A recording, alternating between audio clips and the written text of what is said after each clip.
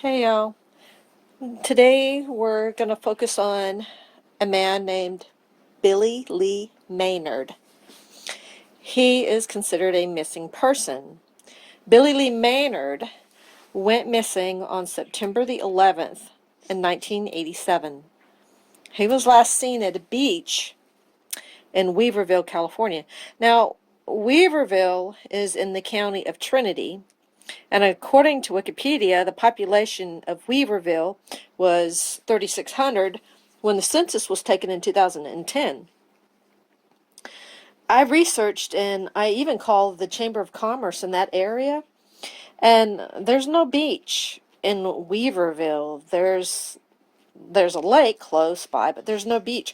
The closest beaches are a few hours away on the coast of California. Um, So he may have been seen at Trinity Lake instead of a beach, as was stated.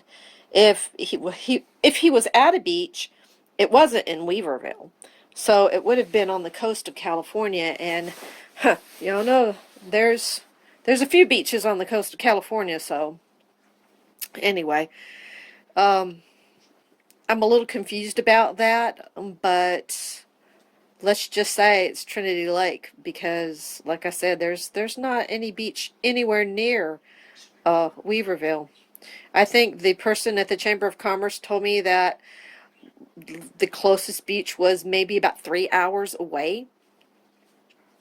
So, anyway, Billy Maynard, at the time of his disappearance, he was 26 years old. He was a white male with 3 tattoos. One of the tattoos was a monkey that was on his chest. Another was a tattoo on his back that had the name April written on it, or the tattoo itself was the name April. And he also had a third tattoo on his right forearm, which was in red, but in the pictures, nobody can identify what that actual tattoo was. So it's actually it's stated as an unidentified red tattoo on the right forearm. Billy has a scar on one of his legs, and he also has an artificial knee. Now, the scar may be from the artificial knee replacement on the same knee, or it may be on the opposite leg. I have no idea because there really aren't too many specifics about this case. And when you try to research it on the internet, it's not very specific on whether the scar was from the surgery itself or if it's just a total different scar altogether. So I did, however, find a case in the Court of Appeals in the state of California involving a custody issue regarding his spouse and her 3 children, one of whom is his.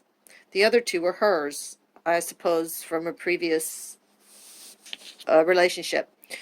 Um, but the case states that the children were taken out of the home because of alleged sexual abuse.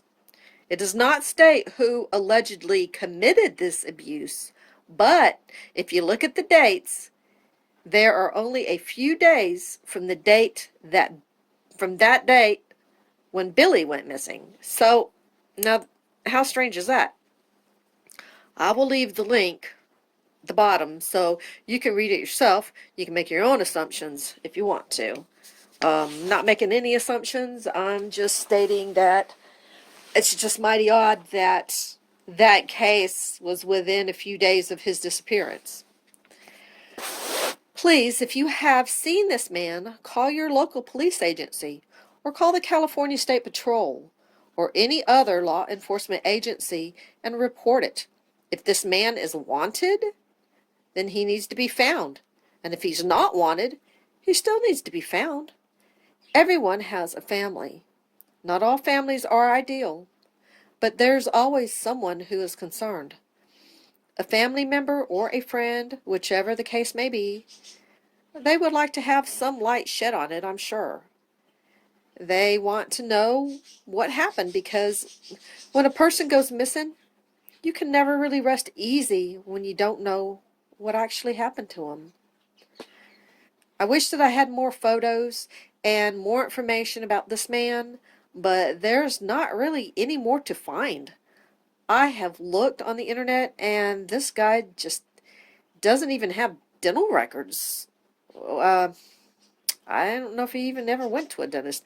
But when Billy disappeared, he had hazel eyes and brown hair. If he's alive today, he would be around 59 years old, and he may have gray in his hair.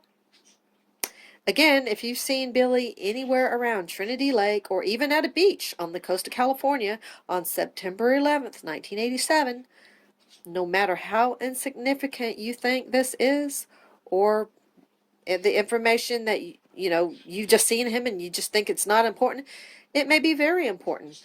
So please contact your local law enforcement agency. Um, maybe we can put a closure to this case. I'm hoping. Okay, thank you so much for listening, and have a good day, y'all. Bye bye.